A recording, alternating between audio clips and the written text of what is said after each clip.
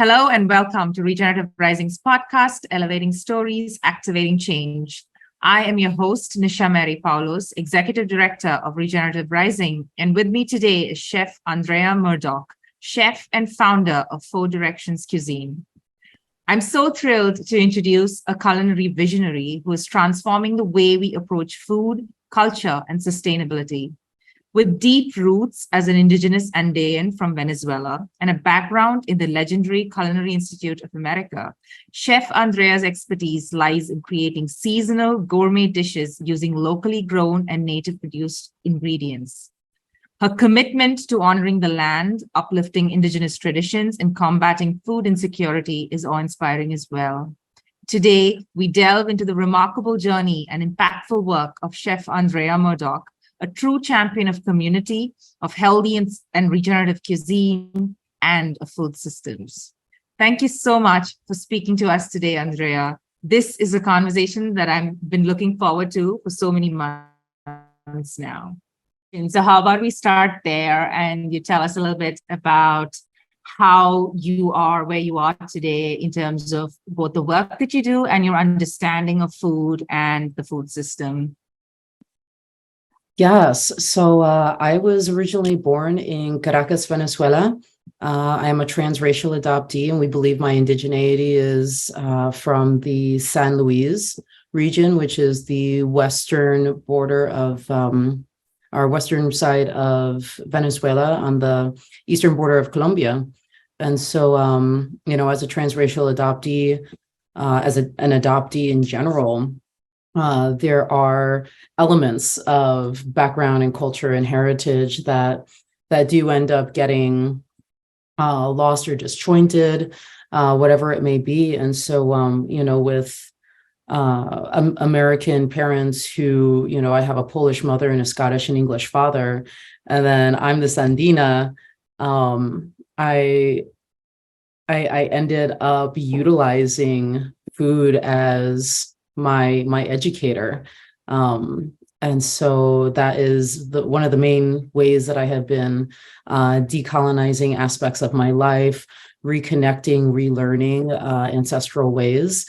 And I have the huge honor of being able to pass on that knowledge. So I'm very much constantly learning, as we all are, but in this very particular way where, I'll work with an ingredient perhaps that I've never worked with before.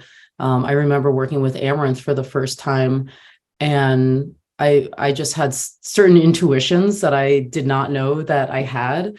And so when I used the seed correctly, and whatever it was that I was making came out, in a favorable way in my mind, I was just like, well, that was fun. What else? What else is out there? What else can I do? What else can I learn? And so it's been such an impactful and also healing journey.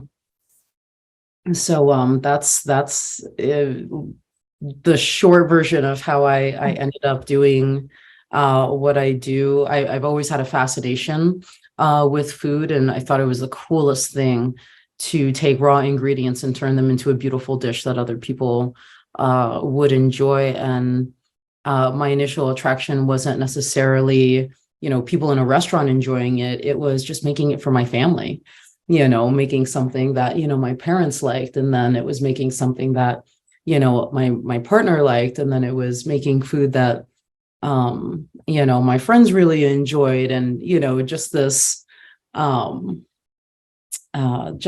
this process of nourishing people while I was also nourishing myself, both with food and with education and with culture. And it's just been the coolest little journey. Yeah. Wow, that is so beautiful. And it's a big hot topic right now about regenerative food systems. And there is a lot of, at least amongst the conscious community who are seriously working on regenerative food systems, there is a lot of genuine recognition about the value of Indigenous food systems and the wisdom they hold for the transformation that we're desperately seeking through research and different forms of Western science, but this information, this wisdom is already part of indigenous cultures from many communities across the world. It's very local, it's very contextual. And it's also sort of this meeting point for culture, identity, for health as well, right? So how has that sort of worked?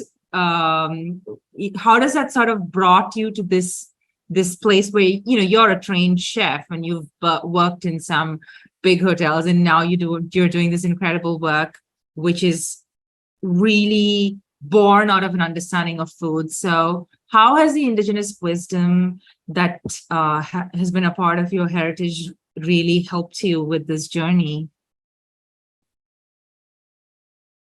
And one is, oh my gosh, there have been so many amazing lessons. I think for me, at the core of our indigenous teachings and understanding and education is that we are all relatives, and that doesn't mean that we as humans are all relatives and that's it. We are relatives with the plants, we are relatives with the animals. And so having that mindset and that understanding that we are all in relation with one another, that there is a balance to have in our ecosystems, in our life, and just in all of these both tangible and intangible ways. One thing is out of balance, and you start to notice that pull in other aspects. And I see that a lot in restaurants. I see a lot of waste. I see a lot of really, really razor thin profit margins, and therefore I see a lot of folks decide that, okay, the way that we're going to figure out these razor thin profit margins is we're going to buy the cheapest thing possible, and we'll just do what we do in the kitchen, sauce it, do whatever, and no one will be the wiser. But then there's the issue of waste, and do you have a perfect brunoise cut? Do you have a perfect bâtonnet cut? Do you have a perfect whatever? And then where are all of these vegetable scraps going in the name of having that perfect cut, having that perfect little cube on the diner's plate? At what cost are all of these things going out to the consumers? And just recognizing the level of waste, and that's not what our ancestors did. If an animal was hunted and killed, it was not for game, it wasn't for fun, it was because we needed the meat. And then once we were done with the meat, then we would use the hide, for tools, for instruments, for whatever. We would use the bones for tools, et cetera, et cetera. So it's a waste not culture and a waste not community. So to see the level of waste and the lack of respect for ingredients and products, and you don't even know what farm it's coming from. You might see where what country the product is coming from, but there's no context other than that. You don't know the origins, like the etymology. So many people still think that tomatoes are Italian and potatoes are Irish. Both of those crops originated in South America. Roughly 70% of the world's food export originated somewhere in the Americas, north, south, meso. And so just seeing all of these things and tapping into more and more my ancestral education and community and education just really, really has shifted things for me over the past several years, and has led me to really dive headfirst into the work that I do. It's one of those things that I always miss in today's sort of way we eat, is the seasonality of food. So, and you were just speaking of how when you hunt something, and it's very mindful, and it's for food. It's also for there's no waste, and it's also with this kind of a longer sort of range vision. It's not just about eat today and throw the rest, but rather thinking of the next season. And it is a big part of my culture as well, that you eat seasonal food, not just because it's the only thing that's available, but it also because it is what the earth is producing, and therefore it's what supports what you need in that particular season, right? So, how has your heritage itself and the way that you understand food, but also as a chef when you're cooking, and how does well-being of the person who's consuming the food, whose person is eating it, and the well-being of nature, which is very seasonal, and how can seasonal food really become a part of our culture in today's context? A lot of it really does have to do with education, because we have these, super box stores where, lychee gets flown in, pineapple gets flown in, avocados get flown in. And because so many things are accessible to us 12 months out of the year, we've lost, as a general society, we've lost our seasonal sense. We've lost our compass in that sense. A lot of folks associate lemonade with summertime refreshment. Citrus is actually a winter crop. For us here in the US, Florida oranges are on like gangbusters in the winter months, and same with lemons. But I see more lemonade on menus, and just like, oh yes, this is what we want, because because it's there, because we can fly it in, because we can ship it in. And I there's just a lot of education to be done around what seasonality really is, what is actually available season by season, what's actually available in August, what is, at the peak of freshness, as opposed to, oh, this is most desirable for whatever reason that it's desirable to the individual. So there's a lot of it really does come down to education and understanding what is actually seasonal, what is actually growing month by month, or in some cases week by week. If you're a forager, ramps, garlic scapes, those have short windows. Lilacs have incredibly short windows. When I see the lilac bloom, I understand that I have less than a month. I probably have less than 3 weeks, depending on what the weather pattern is like. If we get an unusual spring frost, that's it. Lilacs are gone until next year. Oh, that's really fascinating. I did not know that. Didn't occur to me at all that lemon in that part of the world is such a winter fruit. And this whole conversation about regenerative farming systems and regenerative agriculture, there is a lot of endeavors to figure out this new balance of how do we grow food.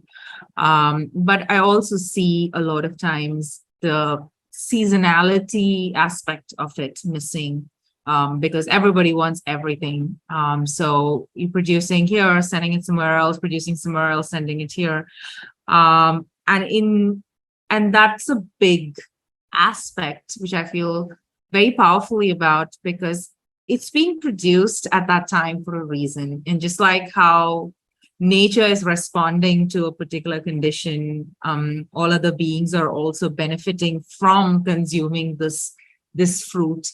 And except in few restaurants, in few parts of the world, it's really difficult to get very seasonal food, especially in sort of urban contemporary setups, right? Like you have to be doing all the work of figuring out what is seasonal and who's cooking it, and just that's not at all part of our narrative. And that to me is a big loss, because I feel like it's doing one, it's about well-being and about not stressing the earth out to make it produce something that it's not supposed to be producing. But there's also all of this other complexities that are coming with it when food has to come from some other part of the world, and then that it doesn't complete the cycles of life, that it doesn't go back to the compost into the earth where it came from, and all of this. But the other important aspect that to me is something I care very much about, and I respect that the work that you're doing this in so much, and there's so much incredible value that you're putting out into the world, and that's your work with communities and indigenous food systems and growing food. And I read about the Pachamama 5280, the project that is something that you've put out in the world. And I'd love to talk a little bit more about that. And if you could just take us through what you're doing there. Absolutely, I'd love to. So Pachamama 5280 is a gardening project that I have been conceptualizing in my brain for years. And I finally had the right conversations with the right folks, found a fiscal sponsor in a nonprofit in the San Luis Valley. And I was able to land roughly a $2,500 grant to essentially parcel out the land that I live on into 3. So legally it's one parcel, of course, but I kind of segmented it into 3s. And so the front of the land, I completely xeriscaped with rock built garden beds with like reclaimed wood, recycled wood,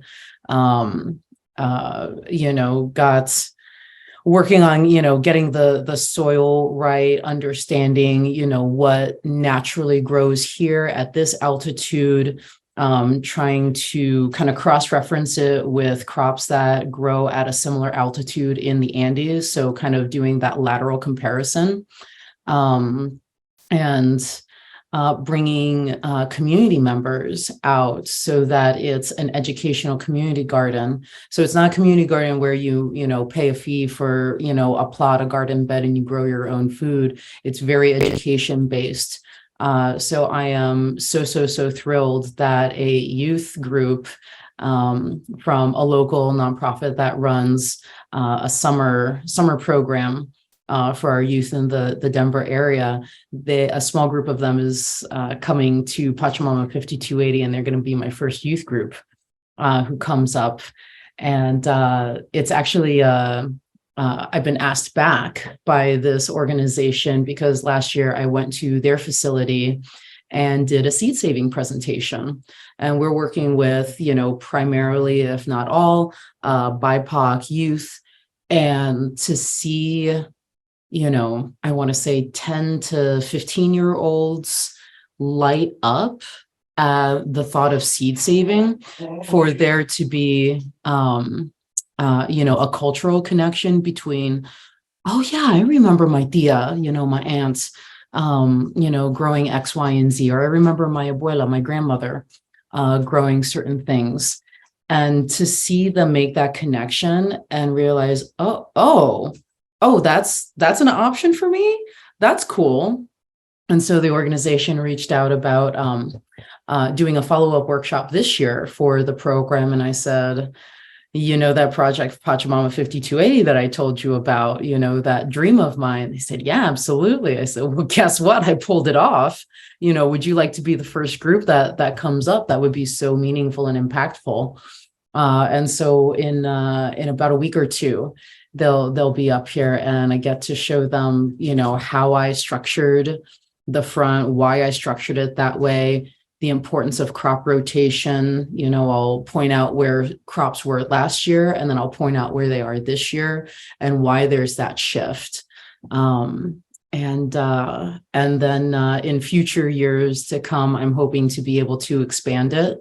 Maybe there's, land that's gifted for expanding this project and having more food that we grow. And maybe then there is a community plot where folks can come and grow their own food, or there's a continuation of workshops and classes where I'm trying to find other Indigenous educators, someone who knows about solar food dehydration, whether it's this is how you lay your salmon, your elk, your whatever, your plants out, and this is how you protect it from the wildlife so that, you know, you can preserve it for your family.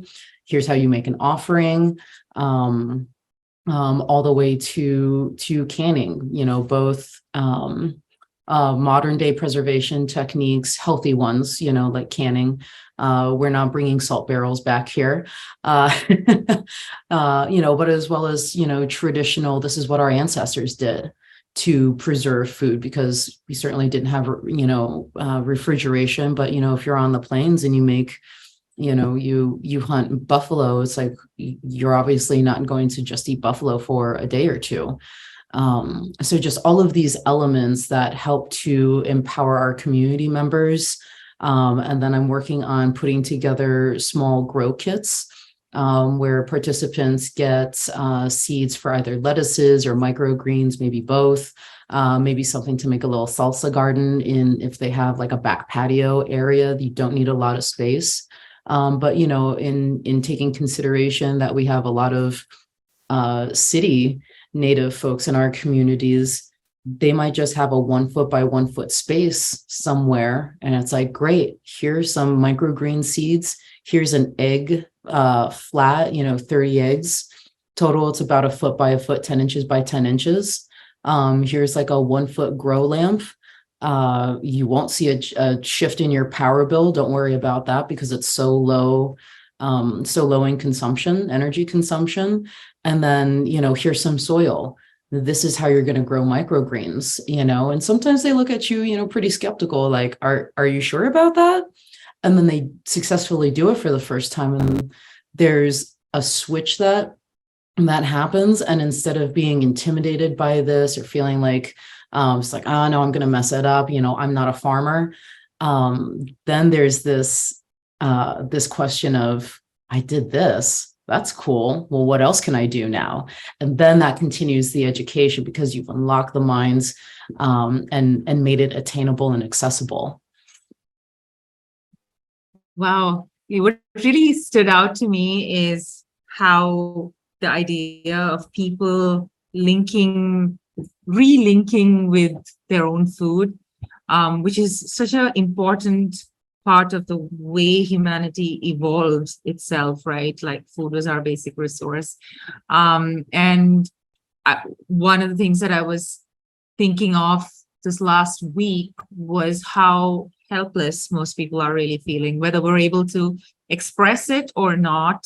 There is this feeling that the earth has slipped away from our control, and there is nothing we can do about our food systems. There is nothing we can do. There is this inability to have that agency for the food, a basic right. Other things as well, whether it's water or ability to find shelter and peace, but especially in the context of food. And I think that's a very interesting aspect of what you're talking about, that this is a way for people to really regain autonomy over their food, at least in part. That you're not dependent on other people or other countries or geopolitical systems, which when you really think about it, when you really step back and think of, oh my God, who's controlling my food system? It's just so insane. And you feel like, really, is this the world that I'm living in, that I don't, it's something that grows freely, right? So that's a very interesting aspect. And I wonder if you have any other such things that have come to your mind when you're working with this project. Oh gosh, it's so layered. It's just so layered because also in indigenous in indigenous communities, we have the history of genocide. We have the history of Indian boarding schools. You know, our culture was literally banned and deemed illegal. So so we're also overcoming, in this, present day time, we're overcoming ancestral trauma, historical trauma. A lot of the youth that I work with, they're not getting that education from their parents because their grandparents were the ones who were persecuted, the ones who remember being in these Indian boarding schools. And that's something that's hard, that's difficult to shake. That's not something that, one just gets over or says, well, the past is the past. I applaud those who have that ability and that mentality, and they're just like, you know what, I'm leaving it back there and I'm moving forward. I'm doing what it is that I want to do. I'm not there anymore. But there are very, very real psychological barriers in some of these instances to doing this work. So understanding that and having that sensitivity, and also being an Indigenous person working in Indigenous communities as opposed to a non-Indigenous person trying to share this education. There's a level of distrust. And understandably so, because we have the receipts to show that, well, this has happened before, why should I, believe that you were doing the right things now, or teaching me the right things, or that, you're not going to turn around and essentially persecute me in some way, shape, or form for, then participating in this food sovereignty or speaking my traditional language, or, whatever the case may be. So it's just so layered. And the fact that our own government, Ronald Reagan in 1974, designated Dene or Navajo lands as sacrifice zone, national sacrifice zone. Essentially, the U.S. government said, you know what, there's nothing out here. There's nothing out here.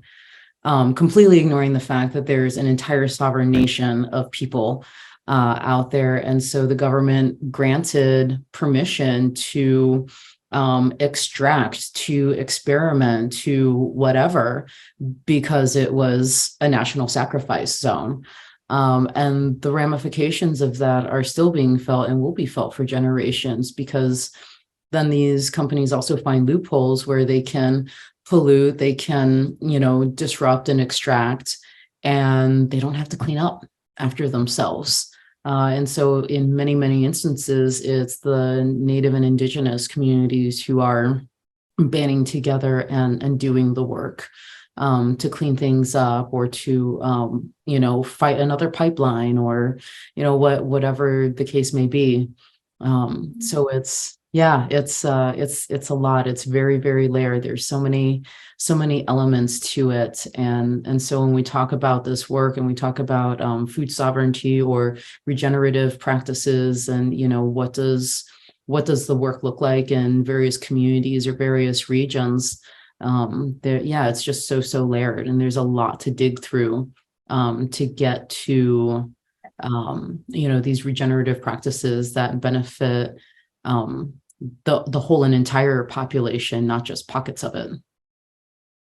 And do you, I feel like the work that you do with community and younger people in the Pachamama 5280 project, have these conversations been a part of the process, especially with the youth, because it's been brushed under the carpet for such a long time, and trauma is not going away. We have to address it.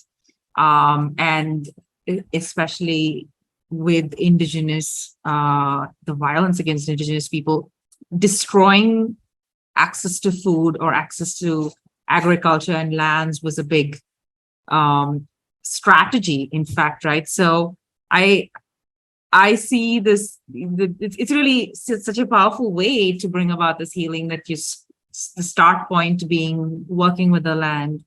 But I'm just curious how these things emerge and heal through the process of the work that you do. I'm so sorry, my cat has such an opinion on this. So Yeah. The Where is question is from the both of us. yeah, I love it. Gosh, it's it's so rewarding to work with these youth groups and individuals. Um, it it is absolutely important to recognize the histories of our communities, and it's also important in the same conversation to show a path leading forward. Like, yes, this has happened. You don't have to forget it. No, we in our community do not expect one another to forget it. But I think there's a choice to be made when each individual is ready. I think that's a key point, when each individual is ready, because I could not have been doing this work when I was 25 years old. I did not understand so much, and I had not done enough decolonizing work in my own personal life and in my own mind to be able to do it. So now this is so wildly exciting to do. And the fact that I get to facilitate these conversations and these points of education is just so it's an honor, and it's so rewarding. So when folks are ready to make the decision to walk these paths, to walk be in this journey, it is important to recognize the past, but also forge your own personal path forward. And how does that impact not just yourself, but your family and your overall community, and understanding that ripple effect of going from that pinpoint center as far out as possible, and making these reconnections, I feel, is hugely impactful. When I go out to the strawberry patch to harvest, the gratitude that I give, whether it's internally or I speak it out loud. Like it's raining right now, and in my mind I'm thinking Iyapa, who is our weather god in the Andes, for the rain, because I know that that's going to mitigate the wildfires that we have here in Colorado. It's going to help the vegetation grow. It's going to help so much, because I understand that it's a full circle system that has to be in balance. When the rain goes away, things happen. When the rain is here, other things happen. If a state or a county orders a cull to reduce a particular, animal's presence, that has a direct impact on our ecosystems, because you're taking something away in an unnatural way, as opposed to letting the circle of life do what it's going to do. So we as humans, being the top predator, we have to understand that as a responsibility, as opposed to a power privilege. Yeah, absolutely. So beautifully put. Yeah, it's the kind of arrogance with which we are interfering with the system, when we really do not have the understanding of the entire system. And also that same arrogance which is preventing the humility to say, okay, these are some movements and patterns of the earth which I can't measure and quantify and explain in data, but rather I know intuitively. And to be able to trust intuitive information about the earth and then act in harmony is a big part of the regenerative mindset, which is a lot of the work that we want to bring to the world through our community and people like you. Like, this is so important to understand that it's not just one.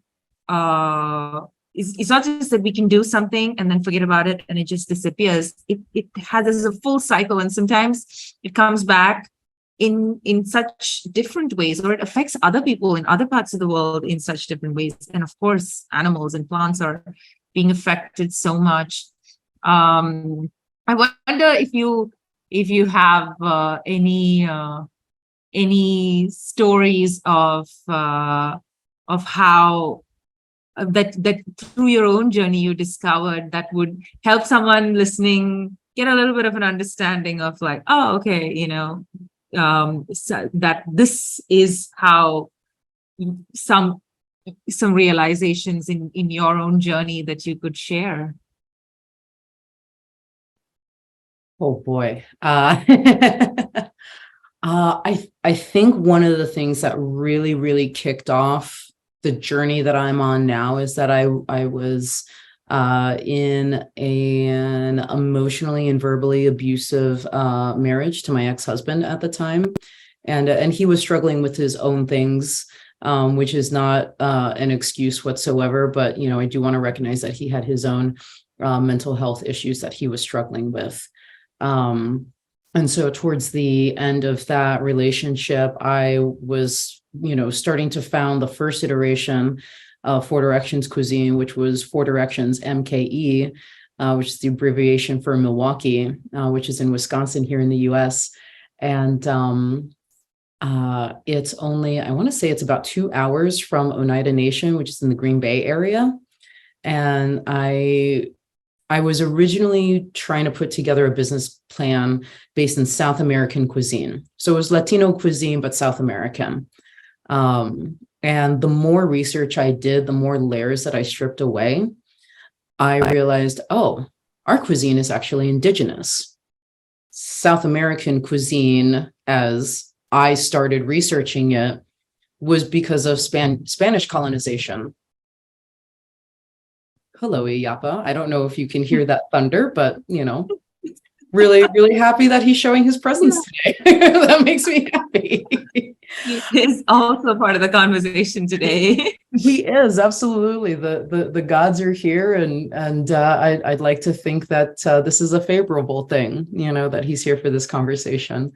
Where was I? Oh, yes. I was close to Oneida Nation. And so, as I'm, stripping away these layers of Spanish colonization, I got to the heart of what South American cuisine and people and culture really are.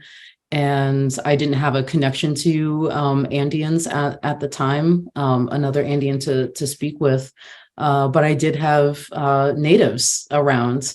And so I, tracked down a few folks at Oneida Nation, and my friend, the late Jeff Metoxen, he was the farm manager at Suniqua, which is their organic native farm. And I got to hang out with the buffalo, and he took me through their operation and explained so much, drove me around town, introduced me to people, took me over to the cannery where all Oneida women worked. And so that reintroduction into a matriarchal society was just so warming and so welcoming. And the first thing they did with me was sat me down and they shared the creation story with me, which was hugely impactful. Talking about how Sky Woman fell from the sky worlds, came plummeting down to the earth, which was all water. It wasn't earth yet.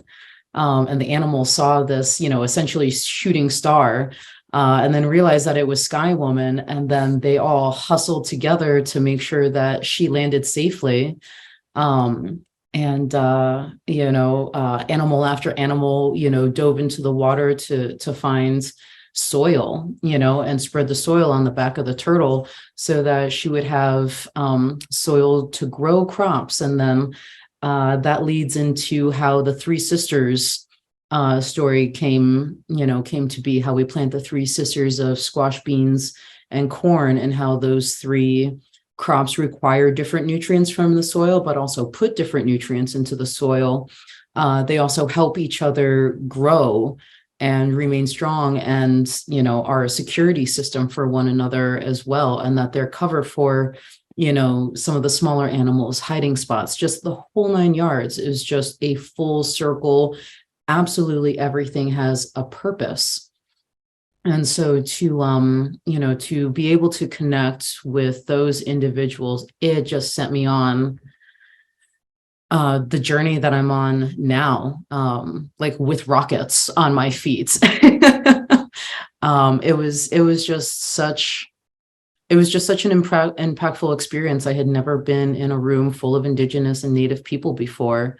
And to be that, adopted person, to be that orphan, and to walk into community and for them to be so welcoming and, essentially like say, hey, little sister, hey, niece, hey, relative, we see you.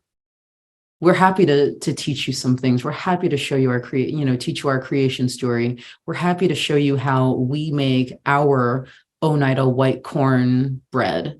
And spoiler alert, it's boiled. It's boiled. It's a compact disc that gets boiled. It's not a Southern, baked, bready, crumbly item. So I want to say that was probably the biggest catalyst for getting in, for starting to walk this journey. It really, really just shone a light on essentially who I am without me realizing at the time, just shining a light on who I am, what my journey is, what my gift is. Like the ancestors gifted me with the power of stewarding land and food and telling stories through food. And that is just the biggest honor that I get to work with in my life. Yeah. Well, that's just, I don't know, I got chills when you were telling the story.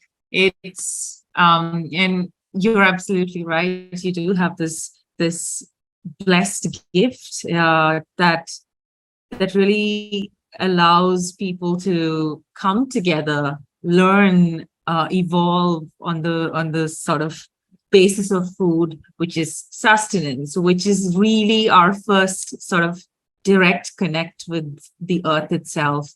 And even in the origin story, it's the earth that was sustaining life, and all the animals knew it. And it's just so strange that we've come a full circle to a point where we don't know it anymore, that the earth is important, that the soil is important, and that it's life-giving, just because it does not have a heart that looks like the that we've seen that is beating does not mean that it is not a living thing. It's there's life everywhere in every being, right? And it's just the theme that this conversation is just bringing so powerfully to me is the importance of community, and community that it spreads beyond just beyond people. Its community is in the plants. The three sisters are their community, and they extend the community to animals and insects and other plants even. So is this a part of what brought you into the profession of a chef, or was that the starting point and then you sort of found this journey into stewardship? It's very much a chicken or egg story for sure. I've always been interested and fascinated in food, in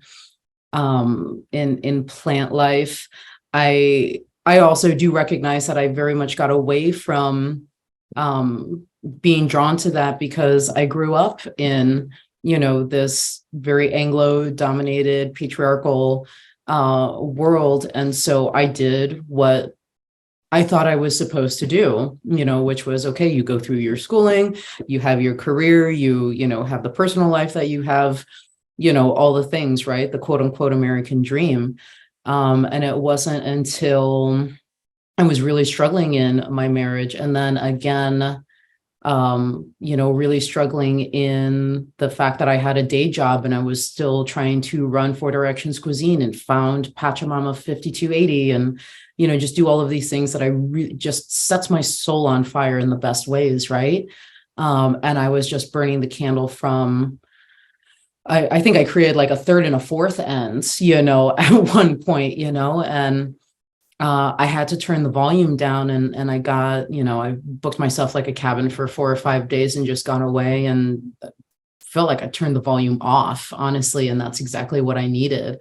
And just listen to the earth and listen to to the plants and the animals, just listen to everything other than standard everyday society. And it dawned on me, it's like, okay, this is the time. You've been hustling and, you're just so overextended that you missed it. But this is the time, sis. Like, this is when you walk away from that day job and you just go full board.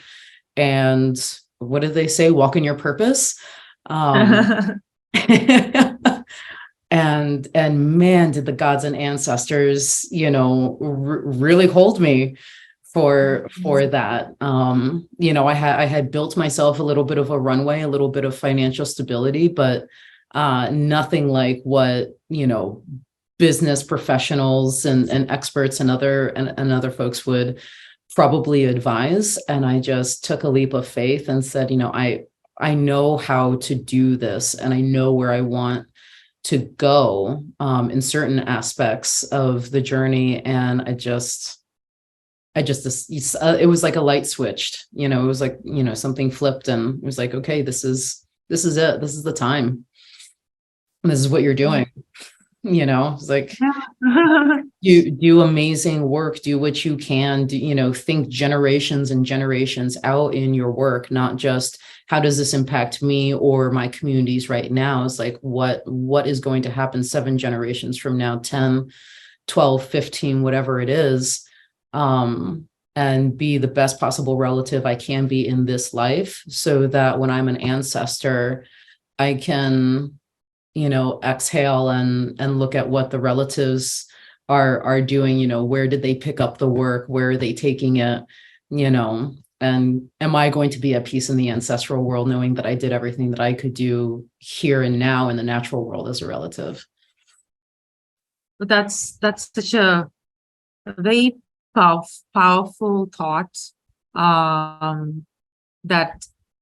you're thinking so deeply about future generations, that it's not abstract to you, that there's somebody coming in, the world, it's such a part of you. And there's this, I literally feel this connection between the past, the present, and the future through you as you're speaking. And it's really, as you're saying, that your ancestors holding you, but also the way in which you're really positioning your thoughts and your consciousness. You're shifting this understanding to that it doesn't end in this short 60 to 80 lifespan that were I don't know if it's a good thing or a bad thing, but whoever's lucky to lead that lifespan. But there's so much more. It's longer. And one of the, when I went to, I'm not from the US, but I went to the one place that I really badly wanted to see in the US was the redwood forest, just because I wanted to be in the presence of beings that have lived on this earth for 1,000 years. And I was just thinking, oh my God, the earth is thinking in terms of 1,000 years. And we're not today people are only thinking of this one generations, sure, accumulating wealth and opportunity for children, sure, but not health and well-being of the planet, which is really the home for your children. So I wonder what advice or what sort of insights you have for somebody who wants to make this shift in thoughts, that how do people reorient to think about future generations in a way, in this very connected way, that when you become an ancestor, what is it what is the wisdom that you want to pass on?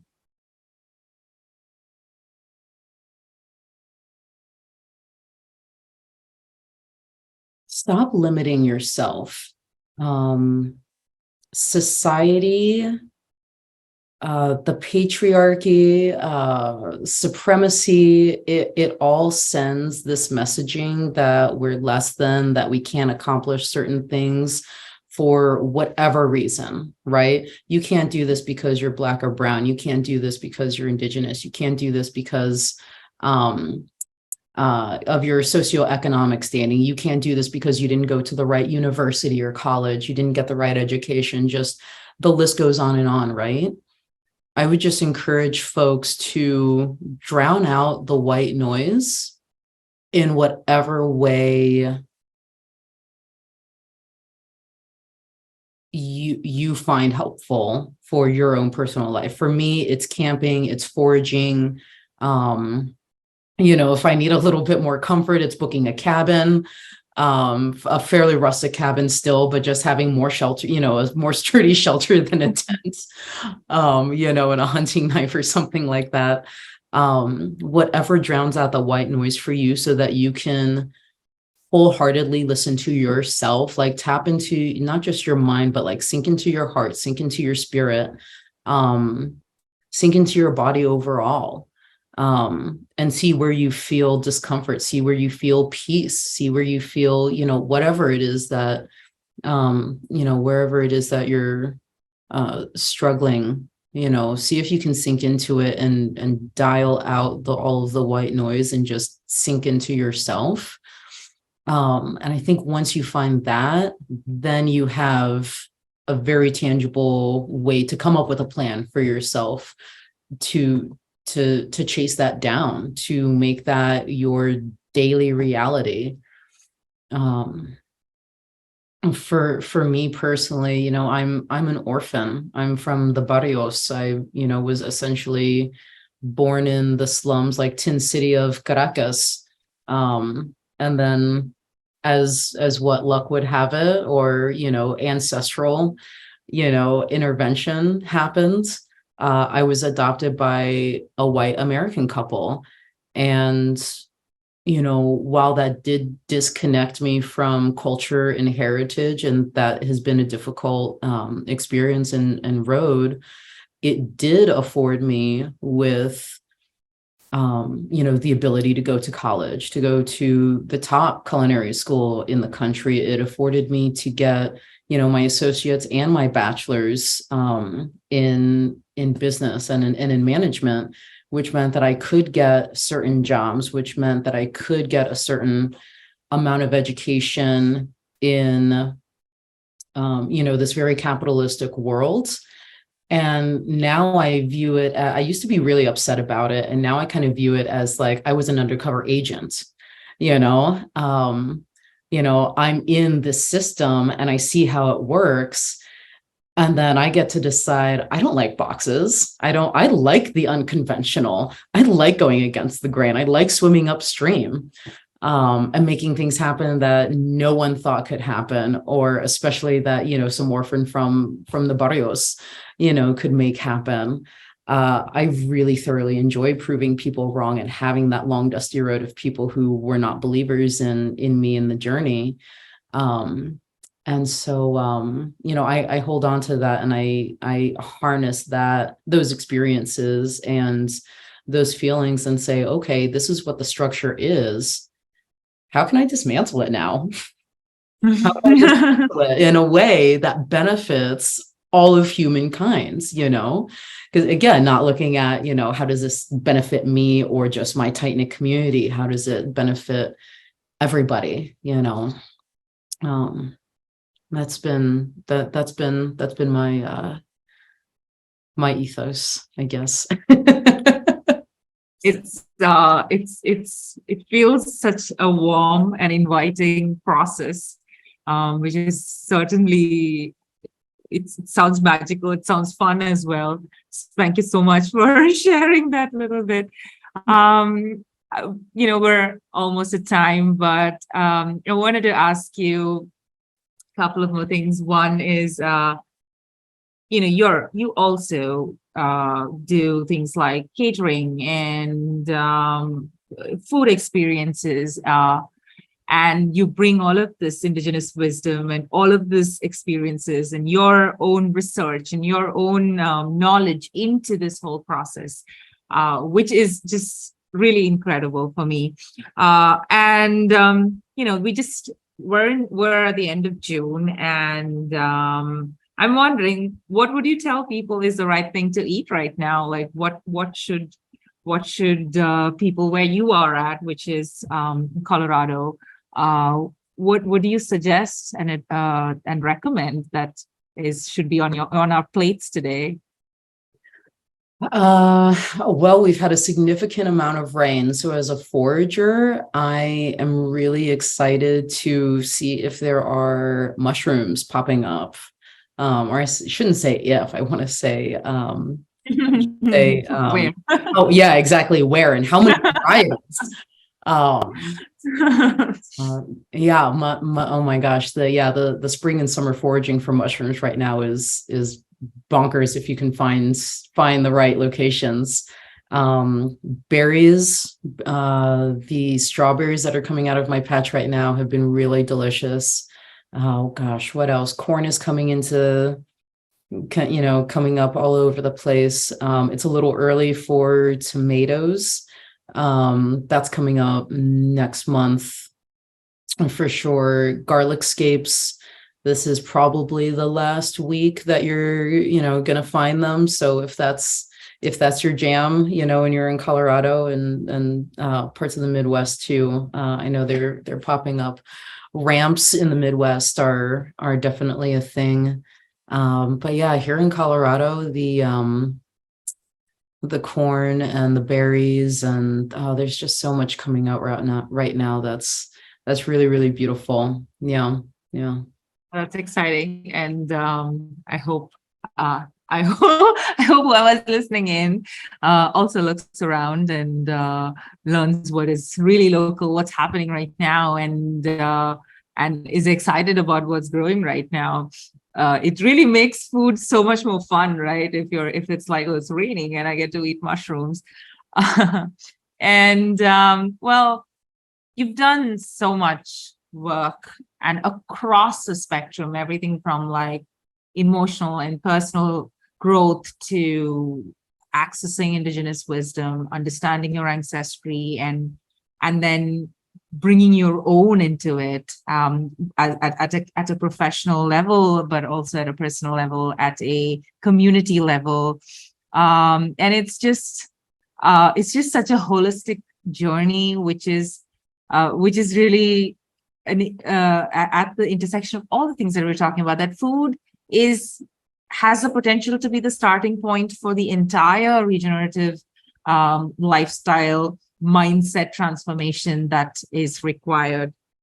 I'm wondering, what are any of the immediate aspirations or your long-term goals for yourself and for your organizations and all the work that you're doing?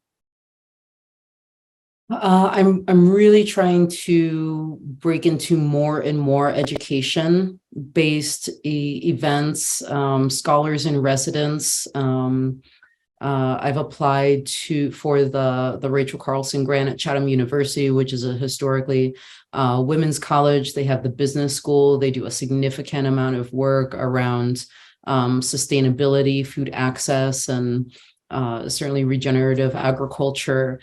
So that's an exciting prospect. So I have my fingers crossed that I will be a scholar in residence out there for a minimum of 2 weeks. Working on a chef in residence out in Tacoma, where there'll be a beautiful knowledge exchange. I bring my Andean, cuisine and food understanding and experience. And out there in Tacoma, there are so many wonderful, Native elders. And I asked one of the organizers if I could be set up with one of them. I'm like, I don't care what I learn. I just want to learn something, because I don't have access to that as often as I'd like. And so they were really, really sweet and so gracious. And when we have those dates set up, there is an elder out there who has agreed to, teach this little orphan some things. So that's incredibly exciting. So just increasing my presence at colleges and universities in this country. And I have dreams to do this work on an international stage as well, whether that's Terra Madre or, perhaps a significant event in India or, wherever it is, just showing how there are so many similarities between us, that there is this connection of food and the need for healthy food and sustenance, because it's one of the three basic needs that we all have. And it's something that we can all get, we can all accomplish. There doesn't have to be resource scarcity. There's power in regenerative practices and just doing things in a sustainable and the right way, in this balanced way, that honors the land that we're on, respectively, whether it's the land in the Americas or the lands on, a different continent, whatever it may be, just understanding the origins and where that baseline balance and full circle system comes from and goes, as time goes on. So just really increasing the educational work. I love working with food, but the educational work is even more rewarding and fulfilling than creating a beautiful plate of food. I want to help teach and educate how to build these structures and these systems so that we can do it everywhere, Wow, what a heartening and inspiring vision. I wish all of that and so much more for you. It's so exciting to talk to you. I learned so much. I feel so energized. So I sincerely thank you for being here today and sharing so wholeheartedly. It was such a pleasure talking to you. Absolutely a pleasure for me as well. These conversations are very empowering and very energizing for me. I feel like I can take on the world after I have these conversations with like-minded folks. So I really, really appreciate the time and the platform to have this conversation. Yeah, absolutely. And I hope you do. I hope you do take on the world. This is Regenerative Rising's podcast, Elevating Stories, Activating Change. I am your host, Nisha Mary Polouse, Executive Director of Regenerative Rising. And with me today is Chef Andrea Murdoch, chef and founder of 4 Directions Cuisine.